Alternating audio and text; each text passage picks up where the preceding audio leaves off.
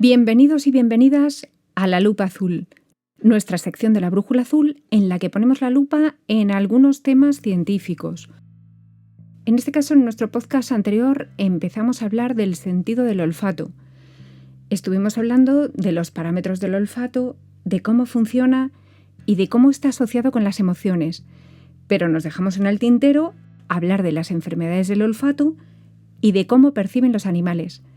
Así es que, bienvenido a La Lupa Azul, que es como tu sección, Ignacio. Aquí estamos de nuevo, a ver si seguimos con el olfato y rematamos hoy. Pues cuéntanos, háblanos de enfermedades del olfato. Pues vais a ver que es más interesante de lo que parece.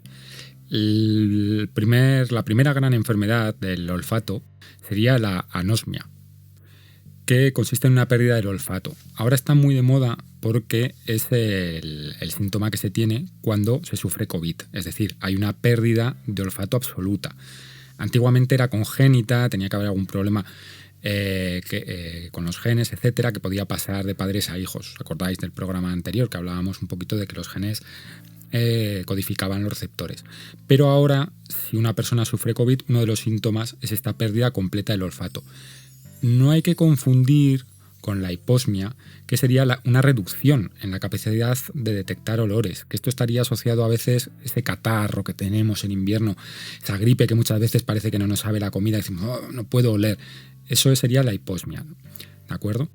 Pero espera un segundo, entonces eso quiero decir con la anosmia, eso quiere decir que lo que hace el COVID es anular el receptor.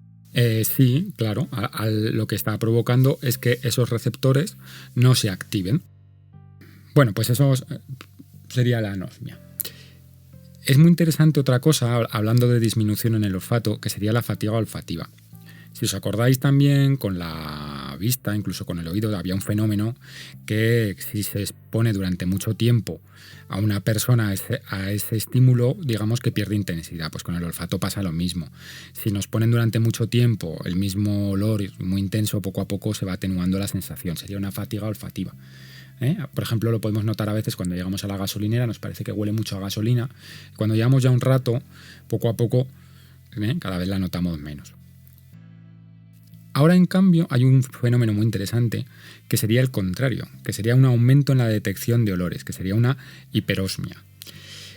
Aquí hay que distinguir dos casos. Uno, el que ocurre durante el embarazo, incluso en momentos de la menstruación, que se produce un aumento en la sensibilidad olfativa debido al estradiol, que es una hormona que se segrega durante ese momento del ciclo menstrual y se produce ese incremento en la sensibilidad. Muchas veces las embarazadas nos dicen, oye, este olor me molesta muchísimo, qué fuerte es, ¿de acuerdo? Y realmente les molesta, es una sensación incómoda. Y por otra parte, tenemos un problema que puede ser genético, incluso de drogas, y lo que ocurre es que se disminuye el umbral de detección olfativa. A ver, vamos a ver si lo entendemos. El umbral de detección es el umbral mínimo, es decir, esa intensidad mínima que tiene que tener un estímulo para que lo percibamos. Con olores, pues esa intensidad mínima para que seamos capaces de percibir ese olor a tabaco, por ejemplo. Si bajamos el umbral de detección, lo que ocurre es que necesitamos mucha menos cantidad de ese olor, por ejemplo a tabaco, para que los receptores se activen. Por lo tanto, de repente pasa alguien fumando por la calle y dices, está oliendo a tabaco, ¿de acuerdo? Porque hemos disminuido mucho. De hecho, es un problema para la vida diaria, porque al disminuir mucho el umbral de sensación, los olores, cuando son muy intensos, nos van a causar mucha más molestia y mucho más malestar, ¿de acuerdo? Pero sí que es verdad que este es como una especie de superpoder, entre comillas, pero claro, que luego con los olores normales a ti te resultan insoportables. Y luego, por acabar, tendríamos otro que sería una distorsión en el sentido del olfato. Esta distorsión puede ser de dos maneras. O bien, un olor que tú siempre lo percibes de otra manera, por ejemplo, un olor dulce, una golosina, para ti tiene un olor floral, o puede ser un olor amargo, ¿de acuerdo? O sea, algo completamente distinto, se ha producido una distorsión. O incluso puedes tener una alucinación olfativa, ¿de acuerdo? Vas andando tranquilamente y de repente te huele a quemado. Más o menos la gente que tiene este tipo de enfermedad o de distorsión hablan siempre de olores a quemados, olores acres, olores muy fuertes que le molestan, pero que están andando por la calle y no hay ninguna emisión, ninguna fuente cerca de ellos. Esto me parece muy interesante. De cara al chamanismo, se dice que algunos inorgánicos se pueden detectar por el olor, y a pesar de que no los estás viendo o no lo estás percibiendo su energía o lo que sea, sin embargo sí que estás percibiendo su olor. Sí, en muchas culturas antiguas se asocian, digamos, la presencia de malos olores pues a la presencia de malos espíritus o cosas que traen el mal hacia nosotros, ¿no? Esos olores que vienen de la nada o que nos perturban profundamente. Otra cosa que te voy a preguntar es, me estás mencionando un poco subliminalmente todo el rato la asociación del sentido del olfato con el sentido del gusto. Sí, porque están asociados, de hecho muchas veces, la parte lo que es la lengua, la parte superior de la lengua, cuando estamos ingiriendo un alimento, al masticarlo también provoca una emisión de sustancias químicas volátiles que cogemos con el olfato. Entonces el sabor y el olor se asocian porque tenemos digamos, esas percepciones conjuntamente. ¿De acuerdo? Luego, además, de la misma manera, se llevan a la misma zona orbitofrontal de la corteza cerebral donde se produce esa asociación. Entonces, muchas veces tenemos esas dos cosas juntas. Son como sentidos complementarios, ¿no? Que se complementan el uno al otro y que se estimulan mutuamente. Claro. Si muchas veces si tenemos una pérdida en el olfato, la comida siempre nos sabe mucho menos, como acartonada, como cuando tenemos así la gripe, nos parece mucho menos intensa, ¿de acuerdo? Y al revés. Incluso hay algunos animales que son capaces de percibir también, no solamente con la nariz, sino también incluso con otros receptores como el gusto, o no lo sé. Lo que estás diciendo tú se llama órgano de Jacobson. Resulta que hay animales que son capaces de saborear los olores, entre comillas, ¿de acuerdo? Esto es como siempre una interpretación nuestra. Hay una mezcla de olfato y gusto. Por ejemplo, lo tienen los gatos, ¿de acuerdo? Los gatos, cuando vemos que arrugan el hocico, están llevando la lengua como a la parte superior del paladar, donde está este órgano de Jacobson, y están percibiendo también un poquito lo que serían las feromonas. Y las hormonas también de lo que les rodea, ¿de acuerdo? Entonces, cuando veamos que el gato parece que está a veces como sonriendo, arrugando el morro, está utilizando el órgano de Jacobson. Y es una forma de saborear, entre comillas, olores. También lo tienen los ciervos y los caballos, que tienen muy buenos sentidos del olfato. Bueno, Ignacio, te voy a hacer la pregunta del millón, que yo no sé si te la he hecho en el resto de los podcasts, pero hoy va tocando ya que te la haga. ¿Cómo demonios saben los científicos que el órgano de Jacobson sirve para eso?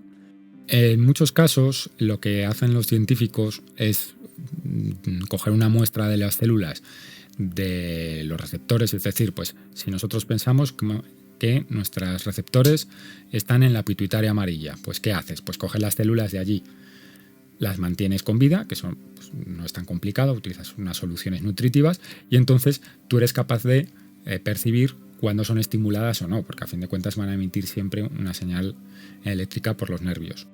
Pero entonces lo que haces es exponer a esas células, por ejemplo, a un olor. Sí, correcto. ¿De acuerdo? Entonces, y se activan. Sí. Si quieres, cuando hablemos de un poquito más adelante de los insectos, te contaré un par de experimentos curiosos que se realizaron con mosquitos para ver cómo funciona. Uy, sí, pues empieza a contar. Cuéntame sobre los mosquitos. Los mosquitos y el olor. Y cómo resultamos deliciosos a los mosquitos a través del olor. Bueno, a ver, aquí te me has adelantado, porque yo lo primero quería hablar de los invertebrados, porque dentro de los animales vamos a ver que según sean invertebrados, vertebrados o mamíferos, digamos que tienen distintos receptores para el olor. Entonces, dentro de los invertebrados, que los insectos tienen muy buen olfato, suelen encontrarse estos receptores en las antenas, pero también en la boca, ¿de acuerdo? Y son capaces de detectar feromonas. Cuéntanos en un momentín qué son las feromonas. Pues las feromonas son sustancias químicas que segregan los seres vivos, pero que normalmente no se perciben conscientemente, por lo menos los seres humanos. Y lo que nos provocan son comportamientos. Muchas veces nosotros conocemos a una persona y decimos, ¡uy, qué bien nos cae! Entonces, desde el punto de vista del olfato, podríamos decir que esa persona está segregando un tipo de feromona, un tipo de sustancia química que a nosotros nos resulta muy atrayente.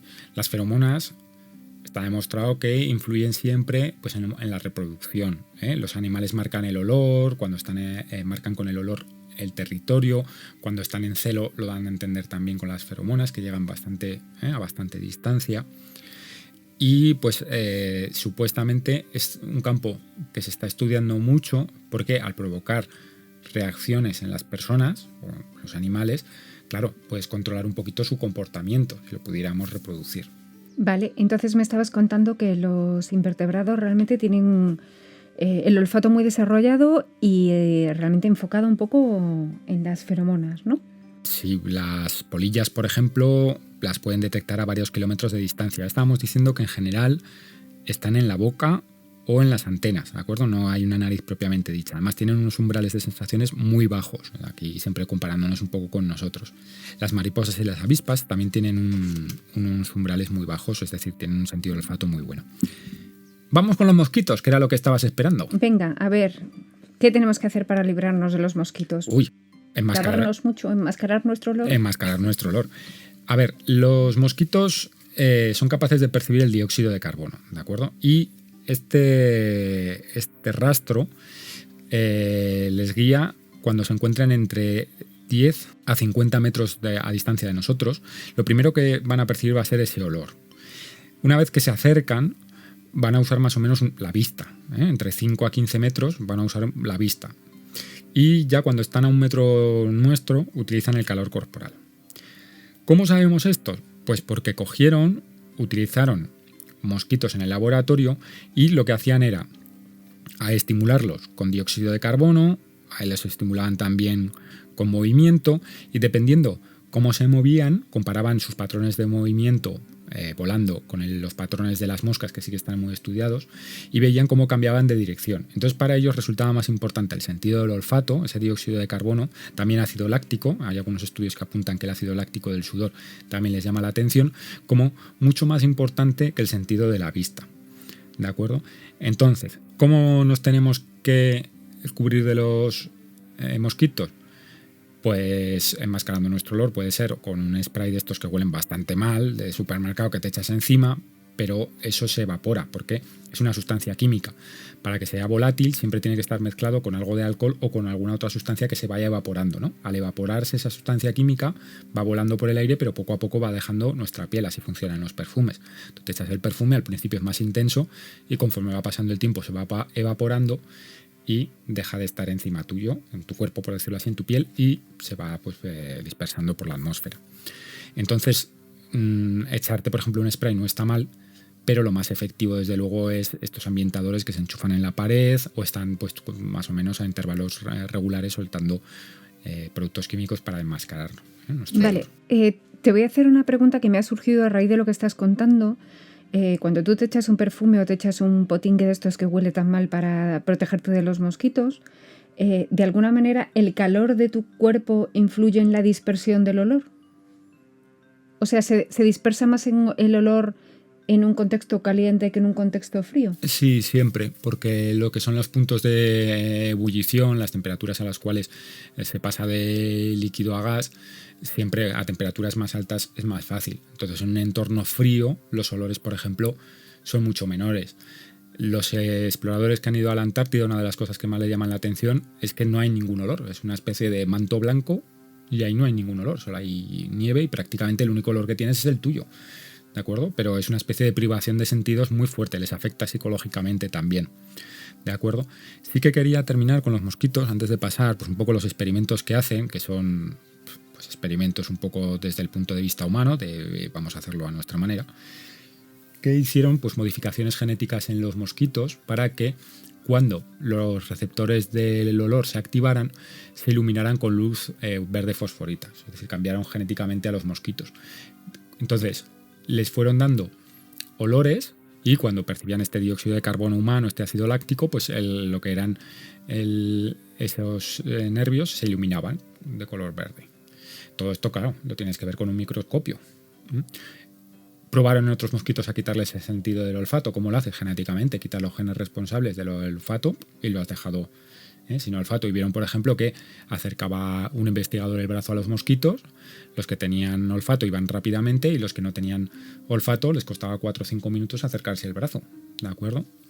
Así que, pues un poco con los mosquitos vemos ese ejemplo de prueba de un poco de modificar, ¿no?, la naturaleza, ir poco probándolos, haciendo experimentos un poco Bueno, considerando la manera de hacer que tienen los humanos con los experimentos y los animales, imagino que el siguiente paso, si queremos deshacernos de los mosquitos, es modificarlos genéticamente y que se vayan reproduciendo para que no les gustemos los humanos. Eso es ciencia ficción. No, en realidad había un estudio que dice que, claro, si tú logras limitar el sentido de olfato de los mosquitos, no van a cazar a los humanos. O incluso si quitas los receptores de olfato, porque los mosquitos también pican a los animales, por tanto, si les quitas los genes que son capaces de percibir el olor humano, prácticamente no van a atacar a los humanos. Es decir, estamos modificando la raza entera, sí. Entonces soltamos a una colonia de mosquitos modificados genéticamente para que se reproduzcan con los otros mosquitos y al final ganen los mosquitos a los que no les gustan los humanos y serán los que pervivan en la Tierra, ¿no? Sí, así funciona muchas veces la modificación genética en las plantas, que es más fácil, digamos, de hacer, y se modifica pues para que sea resistente a una enfermedad. Y evidentemente esa es la cepa que cultivamos, como la cultivamos los humanos, está protegida, se reproduce más que el resto y el resto se extinguen. Por eso hay un montón de especies de frutas que se han ido extinguiendo. Bueno, pues nada, ¿me has contado ya acerca de los insectos? Pues cuéntame acerca de los vertebrados. Vale, los vertebrados son más interesantes de lo que parecen, ¿de acuerdo? Podemos distinguir como en 3 grandes ramas. Los peces también huelen dentro del agua. Y tú me dirás, anda, una sardina huele dentro del agua. Y una sardina a lo mejor no te causa una gran impresión, pero si yo te digo un tiburón sí, ¿verdad? Un tiburón, la sangre la huele dentro del agua a kilómetros de distancia. De hecho, los tiburones, cuando huelen la sangre, no entran en frenesí automáticamente como en las películas. Los tiburones son seres bastante curiosos y se van a acercar a investigar a ver qué es eso. Luego ya tienen otro tipo de sentidos. Pero es interesante ver que tienen un olfato muy desarrollado. Pero entonces lo que me estás diciendo es que las feromonas también se distribuyen por el agua. Bueno, te estoy hablando, claro, que hemos dicho que los olores son sustancias químicas volátiles. En este caso, en lugar de aire, lo que tenemos como medio de disolución es el agua. Entonces el producto químico, en este caso sangre, se dispersa por el agua. Para llegar a kilómetros de distancia, la proporción es muy pequeña, es decir, no se va a ver una gota, sino que está fluyendo por el agua, sino que esa gota se va a ir cada vez dispersando, se va a ir disolviendo y cada vez tiene menos concentración, pero un tiburón, como tiene ese umbral de sensación muy bajo para la sangre, lo va a notar. ¿De acuerdo? Luego tendríamos las serpientes. Los reptiles son muy interesantes porque pueden saborear los olores. Por ejemplo, la serpiente, resulta que en la lengua es donde están las células especializadas también para detectar el olor. Aparte de que son capaces, ya sabéis, de percibir los rastros térmicos. Y luego en las aves, durante mucho tiempo se pensó que no podían oler, ¿de acuerdo? Pero sí que está demostrado que tienen sentido del olfato. Evidentemente no es el más desarrollado, para un águila es mucho más importante el sentido de la vista que el sentido del olfato. Pero, por ejemplo, si yo os digo en lugar del águila, os digo un buitre carroñero, dices, bueno, pues un buitre carroñero sí que podría ser, ¿de acuerdo? Entonces se ha demostrado que sí se han hecho experimentos y que, evidentemente, no tienen el sentido tan desarrollado como los mamíferos, pero sí que los buitres son capaces de oler la carroña y acercarse para consumirla, ¿de acuerdo? También la usan a veces para cazar insectos y para reproducir otro tipo de aves, obviamente.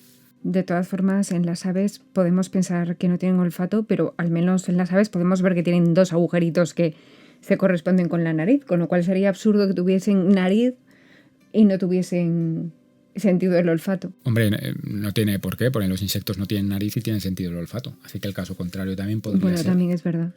Bueno, y dentro de los vertebrados, ¿qué ocurre con los mamíferos? Pues en los mamíferos pues son un poquito los más estudiados, también son los que más se parecen a nosotros, y el hombre está a mitad de la tabla, era lo que estábamos hablando en el episodio anterior, de que realmente no tenemos tan mal olfato como parece, sino simplemente lo tenemos un poco descuidado. El primero en la lista, aquí el number one, the winner, es el elefante africano. el elefante africano posee 1948 genes que están destinados a configurar los receptores olfativos, con lo que nos da una enorme variedad de capacidad para detectar sustancias químicas y por tanto combinatorias, como hablábamos antes. Tiene un olfato de narices. Nunca mejor dicho, ¿de acuerdo? Que pueden llegar a predecir si va a llover, se mueven muy bien también en lo que estábamos hablando a veces con las migraciones, a veces se achaca la memoria, pero también podría ser realmente capaces de seguir un rastro, ¿de acuerdo? Después de este gran animal, pues tendríamos un pequeño animal, las ratas y los ratones, que tendrían unas 1150 genes, o sea, estamos pasando de 1900 a 1100. Incluso de las ratas y los ratones todos pensamos que van a tener un olfato muy desarrollado, son animales nocturnos, lógicamente la vista no les sirve para mucho, muchas veces están en entornos muy cerrados, pero incluso van más allá de lo que pensábamos. Hay una especie africana, de rata africana, que se puede entrenar para encontrar minas antipersonales. O sea que... Y las encuentran por el olfato. Exactamente. Luego el siguiente serían las vacas. Hay unas teorías que piensan que los herbívoros desarrollaron unos grandes sentidos del olfato. Ya vemos que el elefante herbívoro, las vacas, vamos a ver posteriormente más herbívoros. Y las vacas son capaces de detectar olores a unos 10 kilómetros de distancia. Y desarrollaron esa capacidad, ese sentido tan potente para protegerse de los depredadores. ¿Qué ocurre? Que hoy en día las vacas, pues a ver, son criadas por el ser humano, protegidas por él, para luego comérselas.